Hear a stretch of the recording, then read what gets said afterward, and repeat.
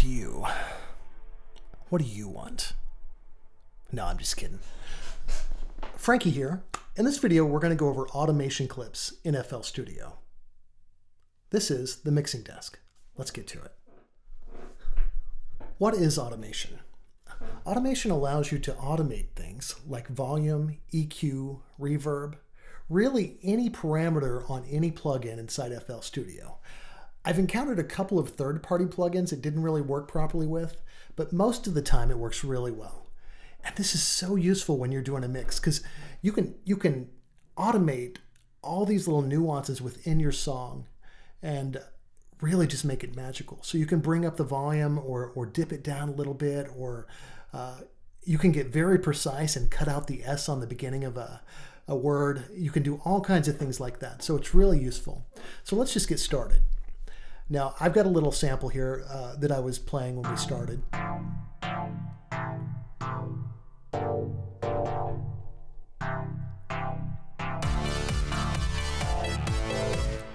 Now, let's say that we want to take, and when the riff comes in on the second set here, let's say we want to increase the volume on that. It's actually pretty easy. When you're at the top of your bar here, you can right-click and make a selection. So you want to get it kind of lined up with whatever you're automating. And then if you go down, I've got this channel routed to insert 9. If I right-click on the volume, I can create an automation clip. And when I do that, this sets the volume where it currently is on the rack. So if it was at way up here at 100, that's where it would show. Right now it's at something like 37%. But in this case, I just want this to climb during this last riff.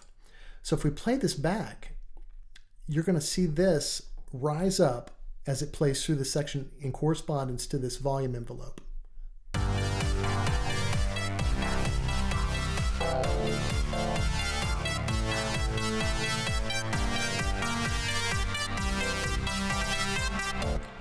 And that's really all there is to it.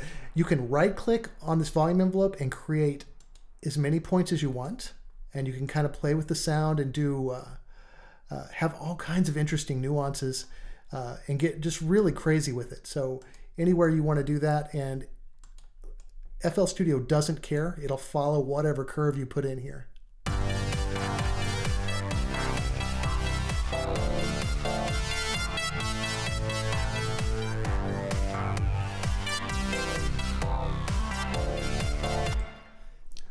Now let's say you really love this volume envelope. I'm not sure why you would, but let's say you do.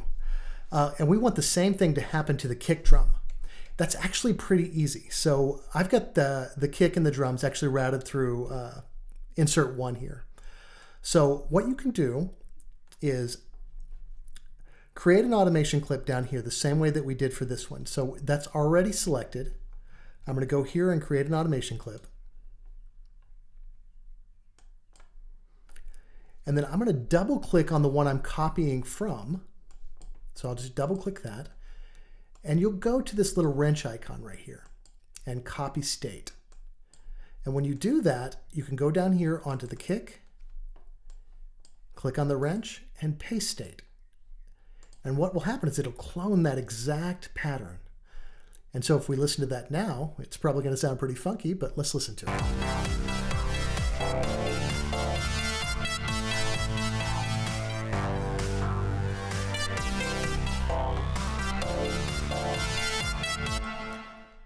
That's pretty much all there is to automation.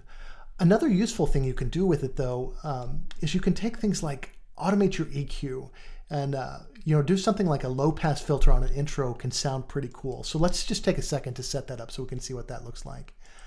I'm going to look and see what channel that I have my intro on here. And I'm just going to play that so I can see because I don't have that mapped. Okay, it looks like that one's going on channel 7. So over here on 7, I'll select right here on the insert, and I'm going to go over here and I'm going to add an EQ. Now, on this EQ, what you can do is right-click one of these nodes and go down and create a low-pass filter. And that'll change the sound of this intro a little bit. So let's just listen to that. And we're just going to loop that real quick.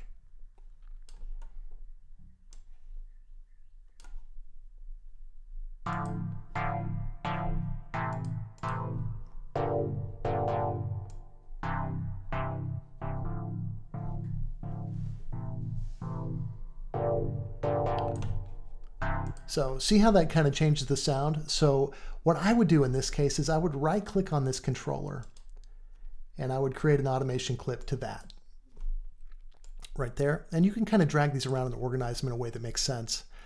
And then take this down and let that come up to that full tonality. So when we play that now, let me detach this so we can see it here. And you can see where that note is. As we advance through the playlist, you'll see that that's going to be in a different spot in correspondence to that envelope. So let's click play.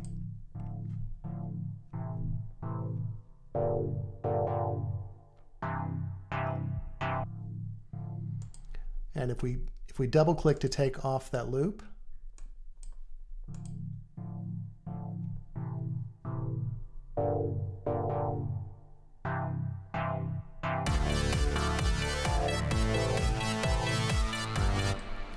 and that's pretty much it. That's all there is to it. Anyway, I hope this helped you. And if you have any questions, or if you've got some topic you want me to cover, we can do pretty much anything inside of FL Studio. So I'm happy to dig in and learn if I don't know something.